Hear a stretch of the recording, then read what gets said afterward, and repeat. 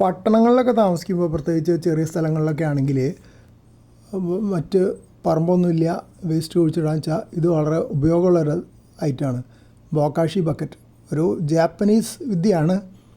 അപ്പോൾ അതിലെങ്ങനെയാ വെച്ചാൽ എനേറോബിക്കായിട്ടാണ്, അതായത് വായുവിൻ്റെ സാന്നിധ്യം ഇല്ലാതെയാണ് സൂക്ഷ്മാണുക്കളെ ഉപയോഗിച്ച് ഭക്ഷണാവശിഷ്ടങ്ങൾ പുളിപ്പിച്ചെടുക്കുക ചെയ്യുക, ചീഞ്ഞു പോവുകയല്ല.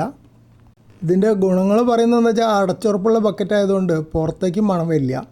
പിന്നെ സാധാരണ കമ്പോസ്റ്റ് പോലെയല്ല, എല്ലാ തരം ഭക്ഷണങ്ങളും ഇടാം, ഇറച്ചി, മീൻ, പാലുൽപ്പന്നം ഒക്കെ ഇടാം. പക്ഷേ ലിക്വിഡായിട്ടുള്ളത്, ജലരൂപത്തിലുള്ള ഇടാൻ പറ്റില്ല. സോളിഡായിട്ടുള്ളത് മാത്രമേ ഉപയോഗിക്കാൻ പാടുള്ളൂ. വേഗം തന്നെ ഇത് വളമായിട്ട് മാറും. 2 ആഴ്ചയാണ് ഫെർമെൻറ്റേഷൻ പീരീഡ് പറയുന്നത്. ആ ഫെർമെൻറ്റേഷൻ പീരീഡിൽ 2-3 ദിവസം കൂടുമ്പോൾ ഈ ടാപ്പിൻ്റെ ഉള്ളിൽ അടിയുള്ള ടാപ്പാണിത്, അതിൽ നിന്ന് ബൊക്കാഷി ടീ കിട്ടും. അതൊരു നല്ല വളമാണ്, നേർപ്പിച്ചിട്ട് ഉപയോഗിക്കാം, നേരെ ഒഴിച്ചു കൊടുക്കാൻ പാടില്ല.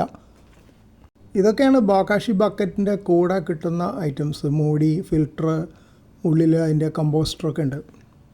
ഈ ദ്വാരങ്ങളുള്ളത് ബോക്കാഷി ബക്കറ്റിൻ്റെ അടിയിൽ വെക്കാനുള്ള ഫിൽറ്ററാണ്. അതായത് ഇത് വെച്ചിട്ട്, ഫിൽറ്റർ വെച്ചിട്ട് അതിൻ്റെ മേലൊരു ന്യൂസ് പേപ്പർ വെച്ചിട്ട് അതിൻ്റെ മുകളിലാണ് നമ്മൾ വേസ്റ്റ് ഇട്ട് തുടങ്ങേണ്ടത്. എന്നാൽ അടിയിലേക്ക് ആ ബൊക്കാഷി ടീ അടിയിലേക്ക് ഊറി വരും. അത് നമ്മൾ ഇടയ്ക്കിടയ്ക്ക് ഒഴിവാക്കി കൊടുക്കണം. ഇതാണ് ബോക്കാഷി കമ്പോസ്റ്റ് മേക്കർ. അതായത് ഇതിൽ ഇതുണ്ടാവും, സൂക്ഷ്മാണുക്കളുണ്ടാവും, പിന്നെ ഗോതമ്പിൻ്റെയൊക്കെ ആണെന്ന് തോന്നുന്നത് തവിടുണ്ടാവും.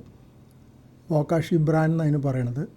അത് നമ്മൾ ഒരു ലെയർ, 1 ഇഞ്ച് ലെയറിൽ ഭക്ഷണാവശിഷ്ടം ഇട്ട് കഴിഞ്ഞാൽ അതിൻ്റെ മുകളിൽ ഇത് 1-2 ടേബിൾ സ്പൂൺ ഇട്ട് കൊടുക്കണം, സ്പ്രെഡ് ചെയ്ത് വെക്കണം. പിന്നെ ഭക്ഷണാവശിഷ്ടങ്ങൾ ചെറുതാക്കി ഇടണതാണ് നല്ലത്, കൂടുതൽ സർഫസ് ഏരിയ കിട്ടും പൊളിപ്പിക്കാൻ.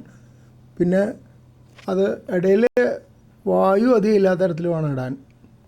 അപ്പോൾ ഭക്ഷണ പദാർത്ഥങ്ങളുടെ ഇടയിൽ അധികം വായു തങ്ങി നിൽക്കാതിരിക്കാൻ വേണ്ടിയിട്ടാണ് ഈ മാഷർ. ഇത് വെച്ച് അങ്ങനെ അമർത്തി കൊടുക്കുക.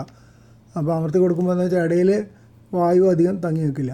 വായു കൂടുതൽ ഓക്സിജൻ ഉണ്ടായിക്കഴിഞ്ഞാൽ എനേറോബിക്കായിട്ടുള്ള ഈ മെത്തേഡിലുള്ള പുളിപ്പിക്കലിന് പകരം, ഫെർമെൻറ്റേഷന് പകരം നമ്മുടെ സാധാരണ ചീയലുണ്ടല്ലോ, ചീഞ്ഞു പോകും. അപ്പോൾ മണമൊക്കെ വരാൻ തുടങ്ങും. അതാണ് നമ്മൾ പ്രത്യേകം ശ്രദ്ധിക്കേണ്ടത്. പിന്നെ എപ്പോഴും ഇതിൻ്റെ മൂടി ടൈറ്റായിട്ട് അടച്ചു വയ്ക്കണം. ഒരു ദിവസത്തിൽ 1 പ്രാവശ്യമൊക്കെ തുറക്കാൻ പാടുള്ളൂ. ഇടയ്ക്കിടയ്ക്ക് തുറന്നുകൊണ്ടിരുന്ന് കഴിഞ്ഞാൽ കേടായിപ്പോവും.